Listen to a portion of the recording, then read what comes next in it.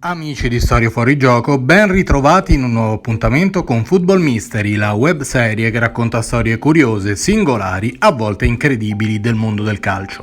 Con questo episodio chiudiamo una ideale trilogia di calciatori che, per motivi molto diversi fra loro, sono diventati celebri a livello mondiale senza aver però calcato i campi più prestigiosi.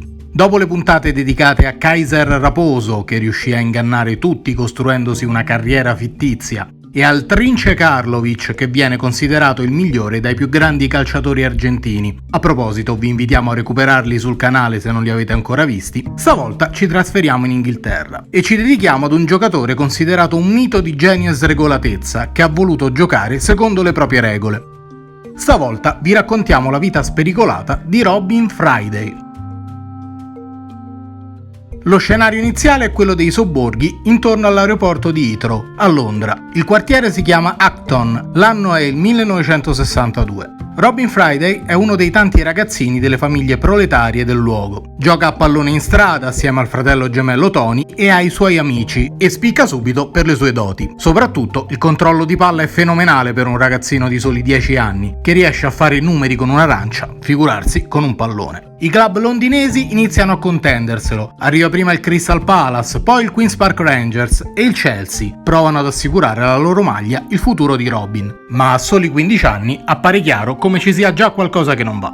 Robin infatti ama fare festa più del gioco del calcio, per il quale pure dimostra un'attitudine che i ragazzi della sua età possono solo sognarsi. Fa impazzire i manager delle squadre tanto quanto gli avversari in campo. A 16 anni non ancora compiuti nel 1967, sarà in panchina a Wembley con il Chelsea, nella finale di FA Cup con il Tottenham. Robin Friday non può saperlo, ma quello sarà il giorno in cui si avvicinerà maggiormente al calcio ai massimi livelli. Alla mancanza di disciplina si aggiunge infatti l'uso di sostanze stupefacenti, incompatibile con la vita di un professionista di alto livello. Soprattutto Robin, nelle squadre giovanili, non guadagna certo abbastanza per mantenere i suoi vizi. Una serie di piccoli furti lo portano ad essere condannato e a passare 1 anno e mezzo nel carcere per minori di Feltham. Per qualsiasi altro talento in erba, un'esperienza del genere segnerebbe la fine della carriera, quantomeno a certi livelli. Ma è proprio il carcere a regalare una nuova chance a Friday. La squadra del Feltham, quella dei detenuti, nella quale regala numeri talmente spettacolari da richiamare osservatori di squadre professionistiche che vogliono capire se per quello strano ragazzo possa esserci ancora una chance. Viene così portato nella seconda squadra del Reading, dove però ai soliti vizi si aggiunge il matrimonio turbolento con Maxine Dugan. Robin però non è propriamente la persona più fedele del mondo e le difficoltà coniugali si aggiungono ai vizi di sempre. Anche a Reading va male. Robin finisce tra i semiprofessionisti con un contratto da 10 sterline a settimana che viene triplicato entro Natale, quando finalmente Friday trovò uno straccio di continuità.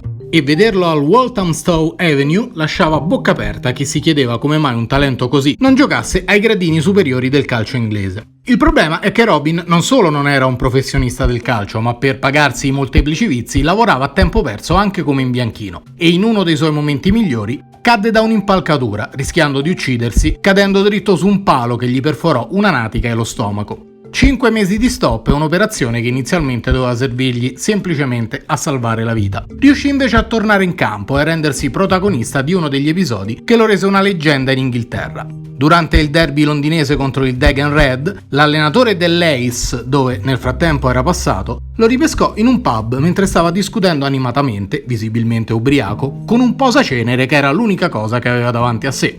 Riportato in corsa in campo, l'Ace aveva iniziato in 10 la partita nel frattempo, barcollò per tutto il match prima di decidere nel finale con un gran tiro al volo la partita. Corse verso l'allenatore urlando: "E non ti azzardare mai più a trascinarmi fuori da un pub".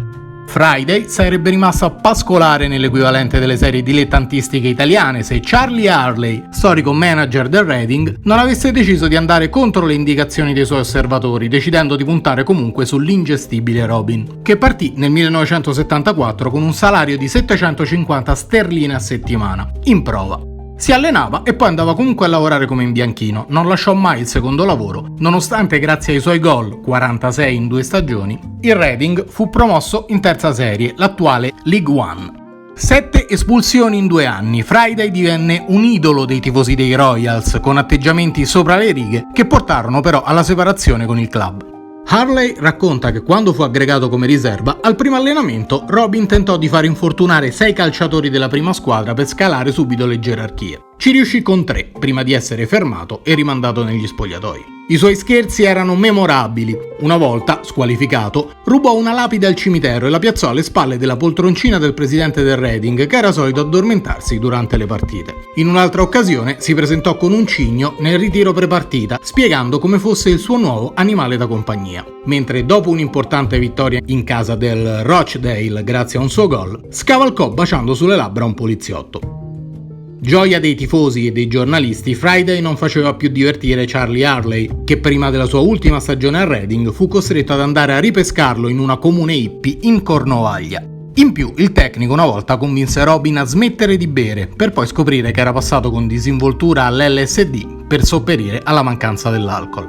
Nella stagione 1976-77 Robin Friday passa al Cardiff City. L'esordio è fuori dal comune, a marcarlo nel Fulham c'è una leggenda del calcio inglese, Bobby Moore. Lui segna una doppietta e durante una marcatura piuttosto stretta anticipa di una quindicina di anni la strizzatina alle parti basse di Vinnie Jones a Paul Gascoigne, solo che farlo a Bobby Moore aveva i crismi del sacrilegio. Ma Friday, visto che l'anno era ormai il 1977, è ormai un'icona punk. I Super Furry Animals gli dedicano la copertina di un disco con la foto più iconica della carriera, le 2 dita, insulto all'inglese per eccellenza, mostrate al portiere del Luton, Alexic, infilato con un gran gol e che pochi minuti prima aveva rifiutato le sue scuse dopo uno scontro di gioco.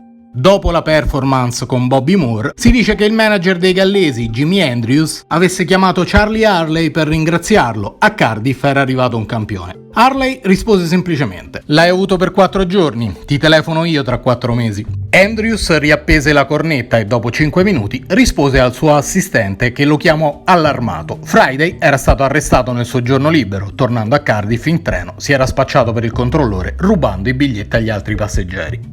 A 25 anni, dopo 2 divorzi, innumerevoli espulsioni e ogni tipo di pazzia possibile, Friday lascia Cardiff e di fatto chiude col calcio che conta. 5.000 tifosi del Reading firmarono una petizione nel 1978 per chiedere di riportare l'idolo dei Royals a casa. Maurice Evans, questo è il nome del tecnico, contattò Robin per capire se potesse calmarsi, ma ricevette una risposta eloquente: "Amico, ho la metà dei tuoi anni e ho vissuto il doppio di te. Non puoi chiedermi cosa fare o non fare".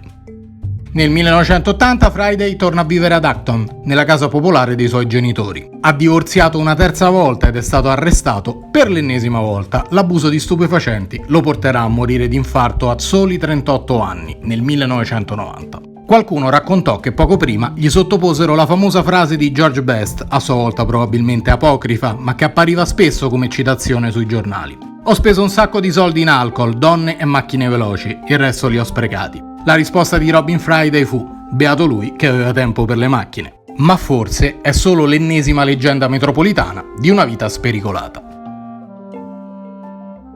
Se il video ti è piaciuto non dimenticare di lasciare un like e soprattutto di iscriverti al canale per essere sempre aggiornato sui prossimi appuntamenti di Football Mystery. Alla prossima!